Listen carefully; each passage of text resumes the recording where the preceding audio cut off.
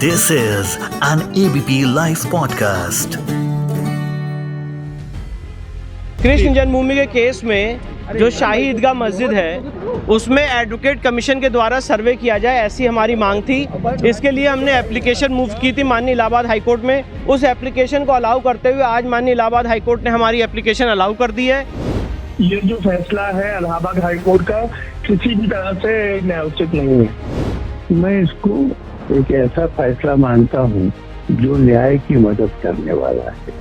ये तो सभी सनातनियों की विजय है। जो पूर्व काल में कुछ लोगों ने सनातन की भावनाओं को, सनातन को मिटाने का जो प्रयास किया गया था, उस प्रयास को चाहे देर से ही सही मिटाने का कार्य अब कानूनी तौर पर प्रारंभ हुआ है। इलाहाबाद हाईकोर्ट ने मथुरा में कृष्ण जन्मभूमि मंदिर से सटे विवादित शाही ईदगाह मस्जिद के सर्वे के लिए एडवोकेट कमिश्नर नियुक्त करने की अनुमति दी। और इलाहाबाद हाईकोर्ट के इस आदेश के बाद जहां मुस्लिम पक्ष ने इस पर आपत्ति जताई तो वहीं हिंदू पक्ष ने इसका स्वागत किया। और आज संवाद में हम इसी पर बात करेंगे। मैं आपके साथ हूं राजेश कुमार, और इस पूरे मामले पर हमारे साथ इस वक्त बात करने के लिए विश्व हिंदू परिषद के international working president Alok Kumar ji हैं और साथ में सुप्रीम कोर्ट के वकील अनस तनवीर जी हैं। आप दोनों का संवाद पर स्वागत है। सबसे पहले आलोक जी, आपसे सवाल है कि आप इलाहाबाद हाईकोर्ट के इस फैसले को किस तरह से देखते हैं? मैं इसको एक ऐसा फैसला मानता हूँ जो न्याय की मदद करने वाला है।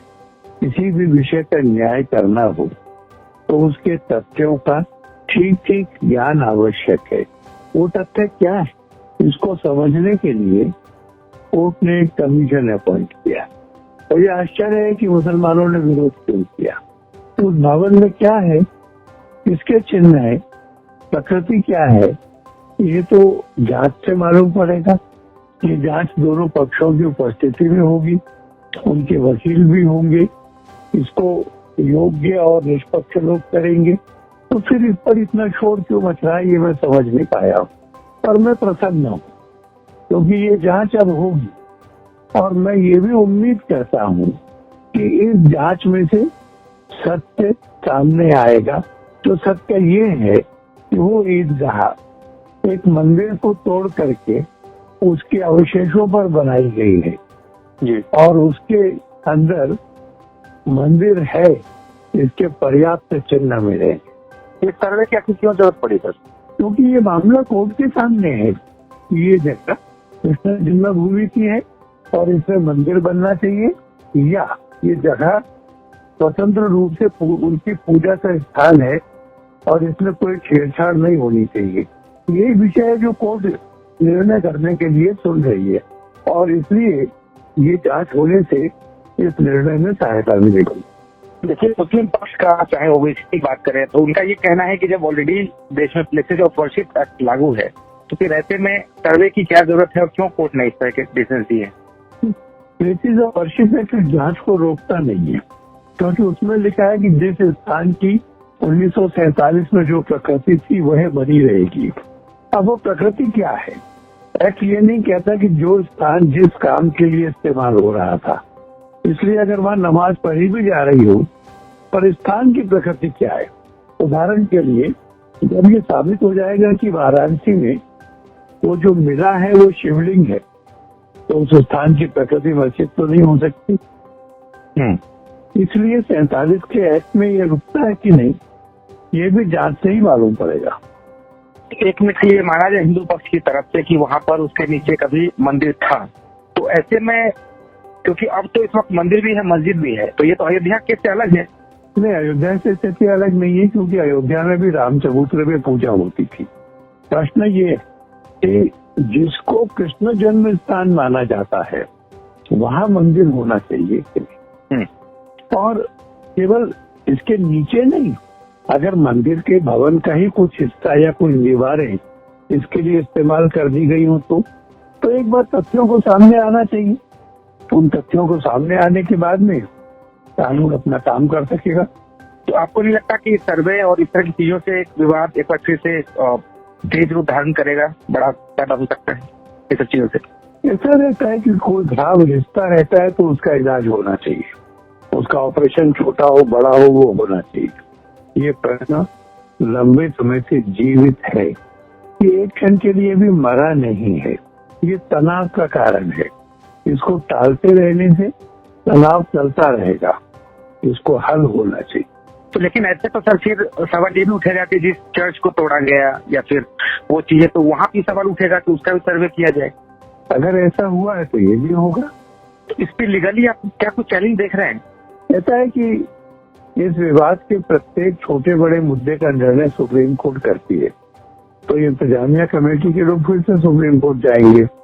वो होना होगा तो होगा, पर मैं समझता हूँ कि अयोध्या में सर्वे हुआ था, वाराणसी में ASI ने किया है, नजीर है, प्रेसिडेंट है।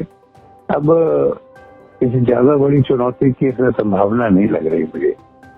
इस अयोध्या वाले केस में सर कई वर्षों तक चला मामला, तो ऐसे ही चाहे ज्ञान व्यापी फिर कृष्ण जन्मभूमि वाला मामला हो, आपको क्या उम्मीद है कितना लंबा खींचेगा ये मामला लीगली जब हम गए हैं तो? अब कोर्टें देर नहीं कर रही है, अब कोर्टें सुन रही है। मैं उम्मीद करता हूँ कि आने वाले 8-10 सालों में निर्णय हो जाएगा। जी, दूसरा वो पक्ष जो इस पर लगातार सवाल उठा रहे हैं, कह रहे हैं कानून व्यवस्था का मजाक बना दिया गया है देश में, तो उनको क्यों लगता है ऐसा? स्वार्थवश लगता है। अगर कोई तय कर ले कि मुझे विरोध करना है तो फिर उसके लिए कोई भी तर्क काम नहीं करेगा। वो भेड़िए और मेमने की कहानी है कि तो पानी झूठा कर रहा है।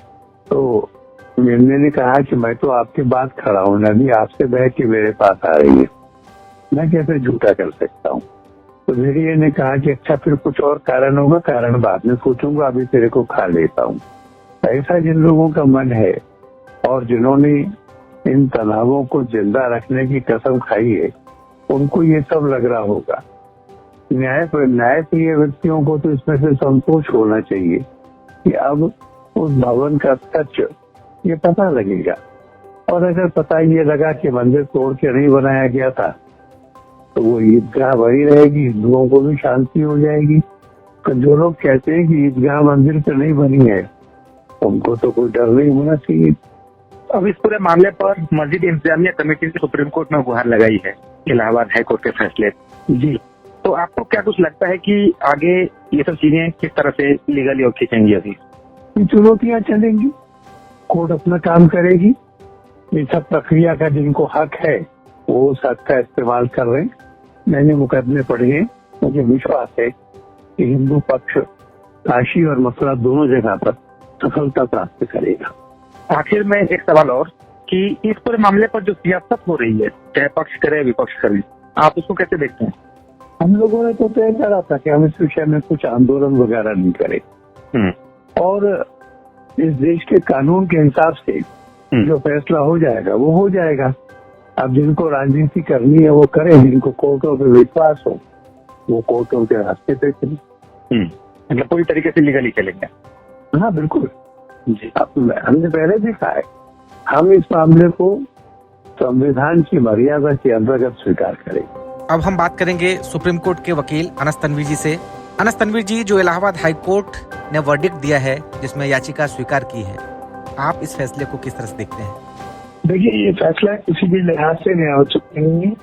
ये आपका जो protection of places of worship act है उसके पूरे तरह से अगेंस्ट है। जब आपका ये कानून आया था तो इस कानून का एक बैकड्रॉप था जिसमें बाबरी मस्जिद का डिमोलिशन और उसके बाद हुए राइट्स थे। उसके बाद सरकार ने, चूंकि सुप्रीम कोर्ट ने कुछ सख्ती बरती थी और सरकार ने ये लॉ लाके एक वादा किया था कि इसके बाद से किसी भी वो मस्जिद 1947 के वक्त पे थी या कोई भी रिलीजियस वर्शिप नहीं था, उसका नेचर नहीं बदला जाएगा, ना ही कोई सूट दाखिल किया जा सकता है उसके पोजीशन या उसकी ओनरशिप को लेके। तो ये जो कानून और प्लस बाबरी मस्जिद का जो अभी जजमेंट आया, राम जन्मभूमि बाबरी मस्जिद का जो जजमेंट आया, उसमें भी जो 5 जजेस बेंच थी उसने इसकी ये कितना सैक्रोसैंक्ट है उस पर काफी कुछ लिखा भी था। तो उस लिहाज से ये जो फैसला है इलाहाबाद हाई कोर्ट का किसी भी तरह से न्यायोचित नहीं है। लेकिन हिंदू पक्ष का ये कहना है कि अगर सर्वे के लिए डिमांड कर रहे और कोर्ट ने एक्सेप्ट किया तो सर्वे में क्या दिक्कत है? सर्वे का पॉइंट क्या है? अगर कल को उस सर्वे में मान लीजिए कुछ भी निकलता है तो उसका पॉइंट क्या है? अगर एक कानून ये कहता है कि इस पर कोई सूट दाखिल नहीं हो सकता है, आप वापस डिमोलिशन तो करेंगे नहीं। तो आपको वो देखना है कि किसी भी चीज का क्या पर्पज है। आप ऐसे थोड़ा थोड़ा करके फिर बढ़ जाते हैं। आप सुप्रीम कोर्ट का जो बाबरी का जजमेंट है वो भी साफ कहता है कि पहले बाबरी मस्जिद के डिमोलिशन के बाद गए हुए थे। उन सर्वे की क्या वैल्यू है? वो सर्वे तो साफ कहते हैं कि हमें यकीन नहीं है कि इसके नीचे मंदिर था, लेकिन एक फैसला आया। तो ये एक शैतानी है, इस देश में एक सांप्रदायिक हिंसा भड़काने की एक साजिश है। और इसमें बहुत अनफॉर्चुनेट है कि courts have not been able to see through the design. तो अनफॉर्चुनेटली वो इनेबलर बन जाते हैं इसके। एक कंफ्यूजन की स्थिति ये है कि प्लेसेस ऑफ वर्शिप एक्ट लागू है देश में, और उसमें ये कहा जाता है कि यथास्थिति बरकरार रहे। तो चाहे ज्ञानवापी मामला हो या शाही ईदगाह मस्जिद मामला हो, तो यथास्थिति तो बरकरार है, लेकिन सर्वे का ही तो आदेश दिया गया है। तो फिर इसमें लीगली क्यों इस पर सवाल उठाया जाए? नहीं, तो सर्वे का भी मैंने कैसे कहा, सर्वे का क्या पॉइंट है? सर्वे से क्या निकलना है आपको? मान लीजिए मैं ये कहता हूँ कि अगर ये कहा जाए कि वहाँ मंदिर था और सर्वे में ये बात आती है, तो भी इस कानून के हिसाब से नहीं होगा। वहाँ पे 1947 से लेके अब तक कोई पूजा तो हुई नहीं। वहाँ पे ईदगाह का इस्तेमाल हो रहा है, नमाजें पढ़ी जाती है हर ईद बकरीद में। तो इस सर्वे का कोई एंड नहीं है, इसका कोई purpose, it does not serve any purpose at all, सिवाय इसके कि ये परेशानी पैदा करेगा, सिवाय इसके कि ये एक वैमनस पैदा करेगा, सिवाय इसके कि इससे दो कम्युनिटीज के बीच में आपस में और तनाव बढ़ने की आशंका बढ़ जाएगी। क्यों ऐसे लग रहा है आपको कि इससे और वैमनस्यता बढ़ सकती है दो कम्युनिटी में? इसका ऑब्जेक्टिव ही पूरा ही है, शूट का पूरा ऑब्जेक्टिव, पूरे केस का ऑब्जेक्टिव यही है और कोई ऑब्जेक्टिव नहीं है इसका। हिंदू पक्ष का ये कहना है कि अगर सर्वे हो जाएगा तो हमें पता चल जाएगा कि क्या है उसके नीचे। भाई हिंदू पक्ष का तो ये मानना है कि उसके नीचे उनको क्या पता चल रहा है, तो उनको मानना है, वो तो खुद मानते तभी तो उन्होंने सूट फाइल किया है। लेकिन एक चीज होती है, वो है कानून का राज। कानून कहता है साफ साफ बात कि 1947 के बाद से जो भी प्लेसेस ऑफ वर्शिप है उनमें यथास्थिति बनी रहेगी। बाबरी मस्जिद को छोड़ के वहां का जब डिमोलिशन हो गया तो उसके बाद ये कानून आया था। तो जब पूरा सूट ही गलत है, उसका बेसिस ही गलत है, तो सर्वे, कमिश्नर, खुदाई, किसी भी चीज का कोई पॉइंट नहीं हो, सारी की सारी गलत होंगी। एक सवाल ये उठ रहा है कि अयोध्या मामले के मुकाबले चाहे ज्ञानव्यापी हो या शाही ईदगाह मस्जिद हो, इस मामले को आप कैसे अलग देखते हैं? देखिए, अलग देखने की नहीं है, सेम लोग हैं, सेम तरह के लोग हैं, सेम तरह का आइडिया है, सेम तरह की स्ट्रैटेजी है। लेकिन यहाँ पे जैसे ज्ञानवापी की बात है, ठीक है, ज्ञानवापी में फिर भी एक छोटा सा आर्गुमेंट है, क्योंकि दीवार की दाहिनी छोर पे कुछ वो लोगों ने कभी जाके पूजा की थी। वैसे उस पूजा का भी कोई सबूत नहीं है, उनका क्लेम है, ठीक है, जो बनारस में सूट फाइल हुआ है उसमें ये क्लेम है उनका कि उन्होंने जाके पूजा की थी, उसकी हमारी कन्वेयर प्रैक्टिस है। उसका कोई सबूत नहीं, उसका कोई एविडेंस नहीं है, जिसका क्लेम है, ठीक है। तो यहाँ पे वो क्लेम भी नहीं है। यहाँ पे तो ईदगाह है, तो ईदगाह की तरह काम आती है। बिहारी जी का मंदिर अपनी जगह पे है, क्रिश्चियन स्थान अपनी जगह पे है। लेकिन जब देखिए अयोध्या से अलग यहाँ पर अगर देखें तो मस्जिद भी है, मंदिर भी है, और ऐसे में अगर सर्वे हो ही जाए तो इसमें दिक्कत क्या है? जब ऑलरेडी मंदिर भी है, मस्जिद भी है, तो उसकी जरूरत क्या है फिर? आपका पर्पज फिर क्या है?